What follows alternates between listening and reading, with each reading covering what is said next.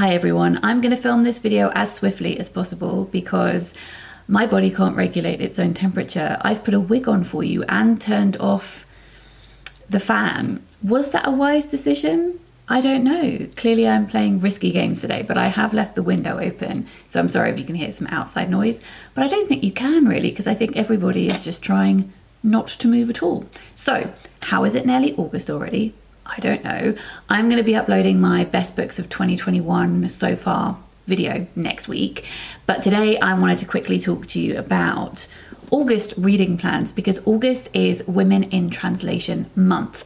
This was something that was started outside of BookTube. It is a recognised literary month across all different platforms, but it has been made into a BookTube thing by Kendra and Matthew and Jen, and I will link their channels in the description box down below. Basically, it's to encourage you to read Women in Translation in August, and bonus points if the translator is also a woman as well.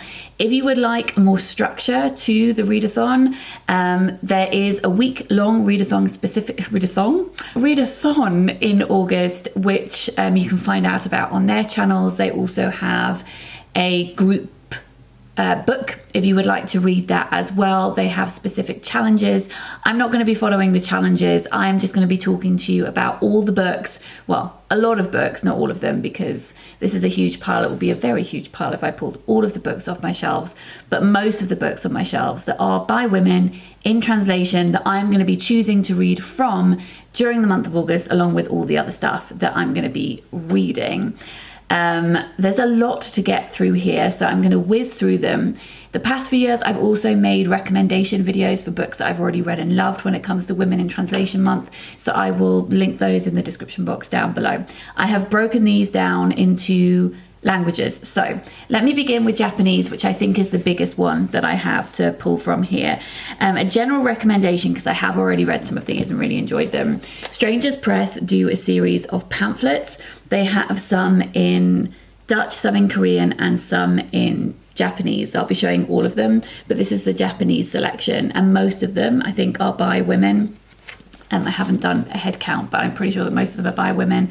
And we've got Lucy North translations in here, and Polly Barton as well. The one that I read last year was Mikumari, which was translated by Polly Barton, and I really enjoyed that one. I will link Strangers Press website in the description box down below, but they publish such beautiful things, and they're a great way to sample different authors in different languages. Sorry, I know that my throat is not great today.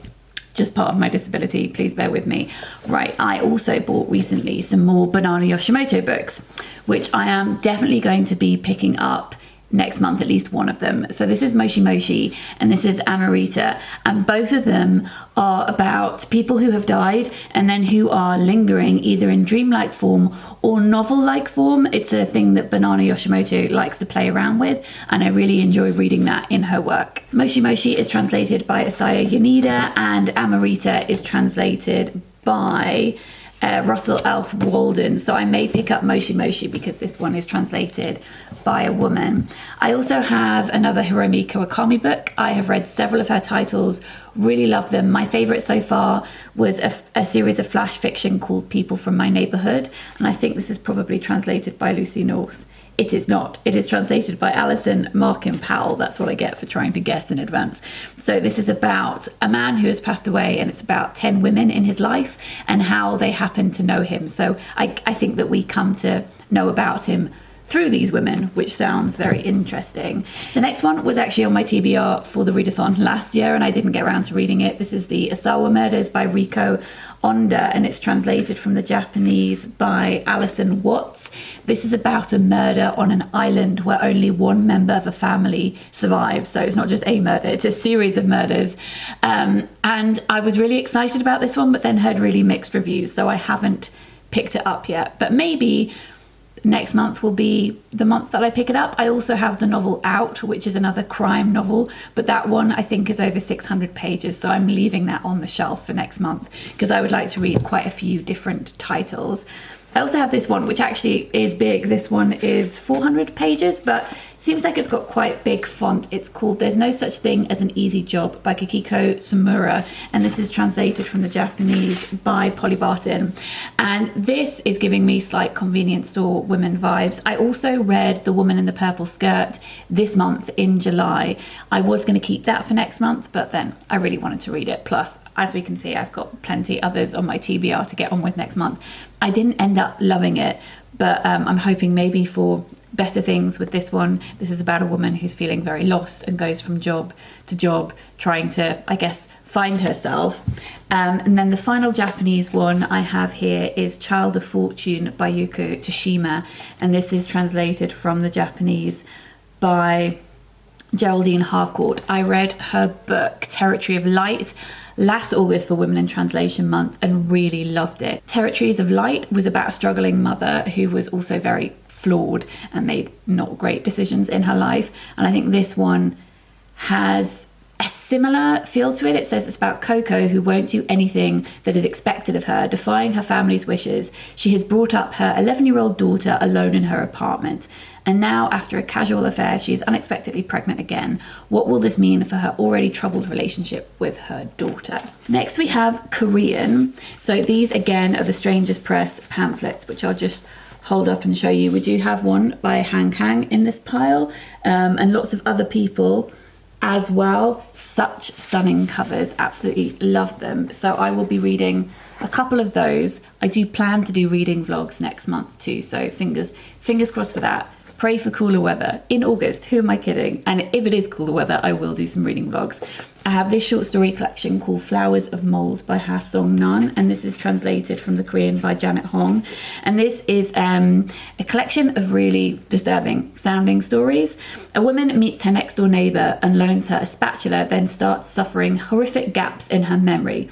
A man, feeling jilted by an unrequited love, becomes obsessed with sorting through his neighbour's garbage in the belief that it will teach him how to better relate to people. A landlord decides to raise the rent, and his tenants hatch a plan to kill him. I think that sounds wonderful. Then I have this collection, which is rather large. I'm not sure I'll get to it next month, but I wanted to mention Tilted Axis Press, which are a female-led translation publisher, primarily work in translation. They publish great stuff. I always want to say that this book is called Lux whenever I look at it, but it's not. That's just the image on it. This is called Women Dreaming by Salma, which is translated from the Tamil by Meena Kandasamy, and this is about a group of Muslim women living in Tamil Nadu, and it is about their hopes and their dreams, and it's a pretty huge one. I'm hoping this is going to be one of those tapestry woven community like short story collections where everyone's stories kind of come together. This one is one I've already started reading. This is the Book of Ramallah, and this is a city in short fiction edited by Maya Abul Al-Hayat. This is all short fiction from Palestine, translated from Arabic. And I won't list the translators here because I think each story has a different translator, so we would be here for quite a long time. But this is published by Comma Press, who also publish some great work in translation. Aside from this one, they publish lots of different things. This one is one I'll definitely be reading either in August or September because it is our summer Patreon book club pick.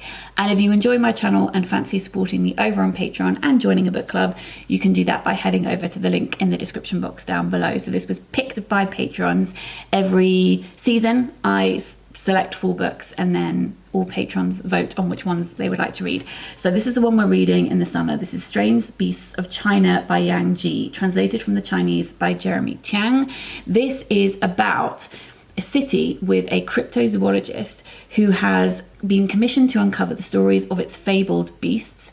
These creatures live alongside humans in near inconspicuousness, some with ancient forebears, others engineered as artificial beasts. So this is a series of mythological creatures that have been brought to life via science or maybe by magic, and the scientist has been asked to investigate their existence. And that sounds really fascinating to me.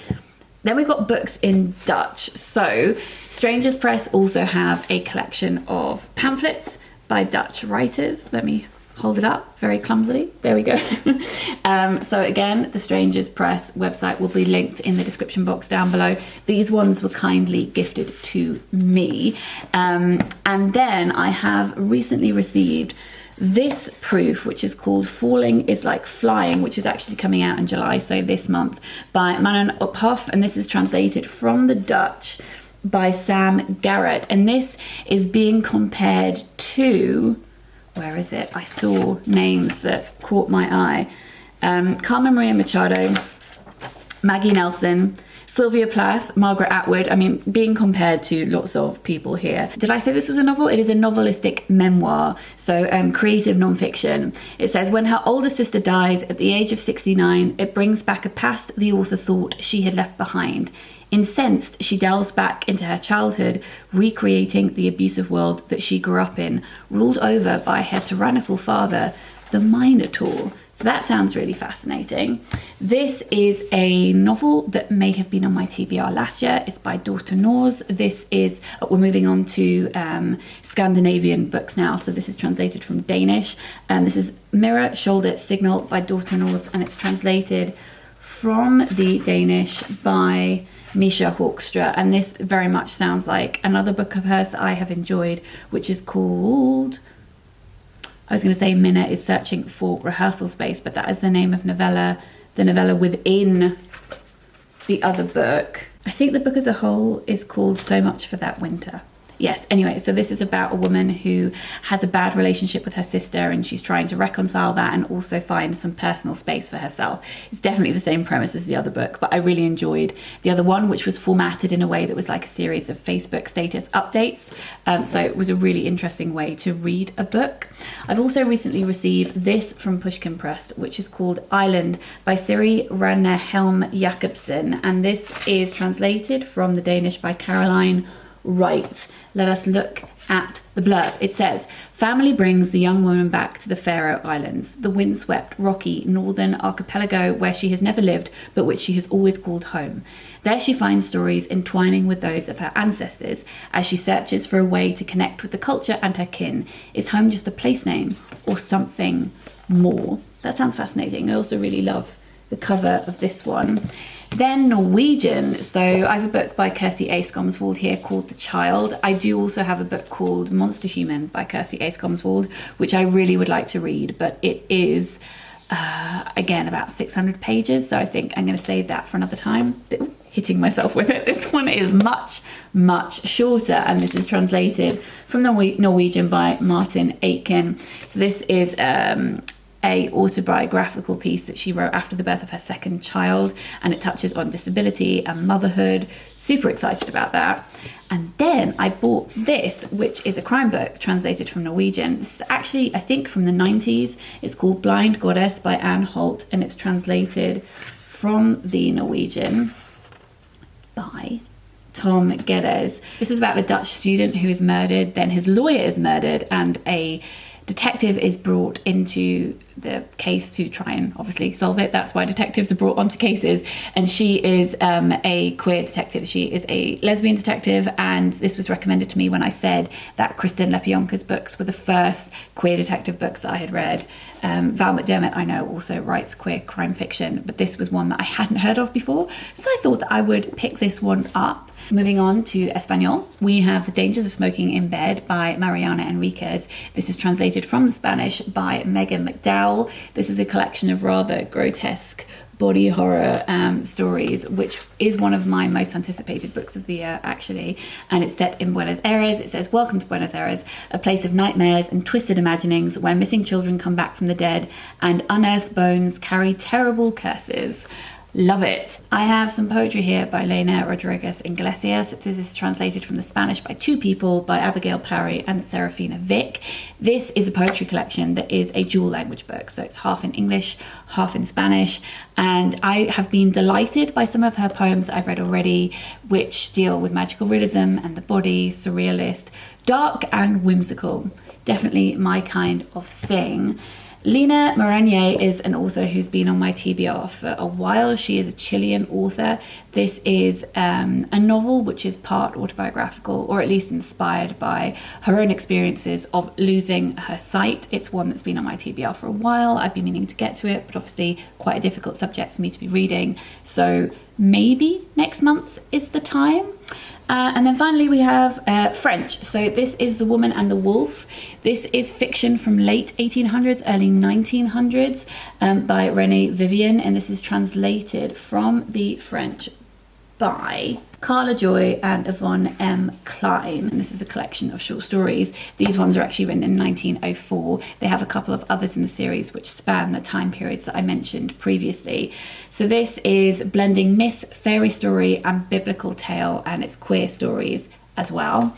This is a book I hauled recently called The Mad Woman's Ball by Victoria Mass, and this is translated from the French. Look at these Alice in Wonderland type end papers, love it. Translated from the French by Frank Wynne.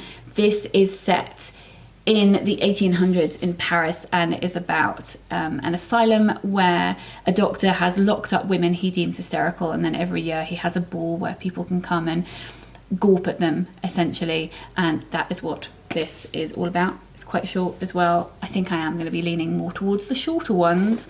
And then finally we have Melita Carangel's new novel, and this is one of my most anticipated releases of the year. It's called Painting Time, and this is translated from the French by Jessica Moore. This is about a group of art students who I think metaphorically travel through time via art. I don't think they're actually traveling through time, but it is about reflecting on time and the things that have come before us and how we want to make our mark on the world. So let's do a quick head count. I think it's about 45 books, including all of the pamphlets. So obviously I'm not going to get to all of those next month, but I am going to have fun cherry picking some books that I would like to read from these piles. I was going to say this pile, but it's definitely more than one, and I will talk to you about them as I'm reading them in vlogs, and then also wrap them up too. I will link Kendra, Matthew and Jen's channels in the description box down below if you would like to go and check out their reading challenges. Thank you for joining me. I am now going to go and take off this wig and lie down in front of a fan and not move for a while. I hope that you're all having a good week. I will be back next week with my best books of the year so far video. Sending lots of love to you all.